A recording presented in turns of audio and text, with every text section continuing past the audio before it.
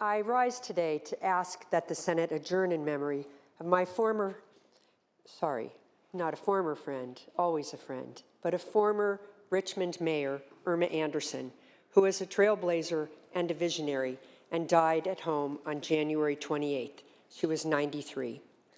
Irma was the first Black woman to be elected mayor of the city of Richmond, and she was the first Black woman to be elected to serve on the Richmond City Council. She's the only Black woman that served mayor. From her days working in the civil rights movement to fighting the AIDS epidemic as a healthcare professional, which she was in her entire career, to her groundbreaking career in public service, Irma's legacy was far greater than her 5'2" stature. Her son, Ahmad, always stated, "From the small acorn comes the mighty oak. My mother was the giant amongst giants. She was a pillar for voices that were unrepresented and a lighthouse for folks in troubled waters." Her dear friend, Contra Costa Supervisor John Joya, noted that Irma was steadfastly dedicated to improving health care and opportunity for all of Richmond's residents, but especially for the African American community. And Richmond, if those of you who know my district, while it is the second largest city in Contra Costa County, it is very often ignored. And she fought hard for it never to be ignored. John said that Irma saw issues through the lens of community health. She was a nurse. She was a fierce advocate, but she had a great bedside manner. She cared about people.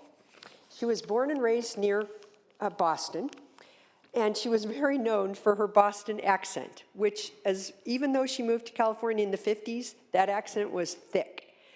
I've mentioned her first at Richmond City Hall, but she collected a number of firsts before she was even elected to any office in Richmond. She was valedictorian and student body president of her high school. She earned 2 nursing degrees from Cornell University. She was the only African American to graduate in her class at Cornell. And after moving to California, she got her Master's of Public Health at UC Berkeley. She worked at the Contra Costa County Public Health Department. She was there for 20 years as a nurse at that department, but then was appointed the health department's first Black public health nursing director in 1983, and she held that position for over a decade. During her long career in public health, she was dedicated to eradicating and being very upfront about things like the scourge of AIDS and not hiding it. And she organized the West County AIDS Task Force.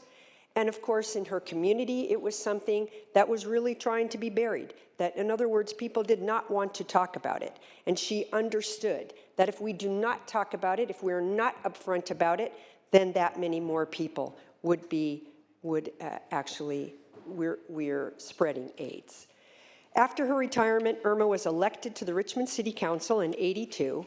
And like me, she was very inspired by Shirley Chisholm, quoting Chisholm often.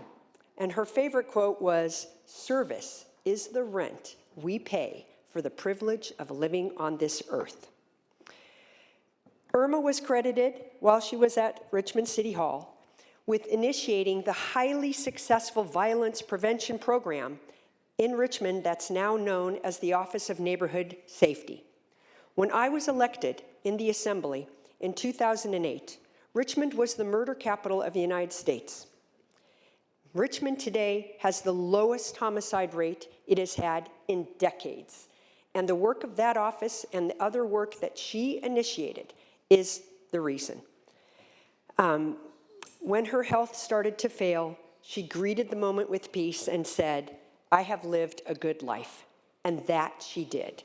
Irma, your family, your friends, and I will deeply miss you, as will your beloved city, Richmond, and the East Bay. And I ask the Senate to adjourn in Irma Anderson's memory.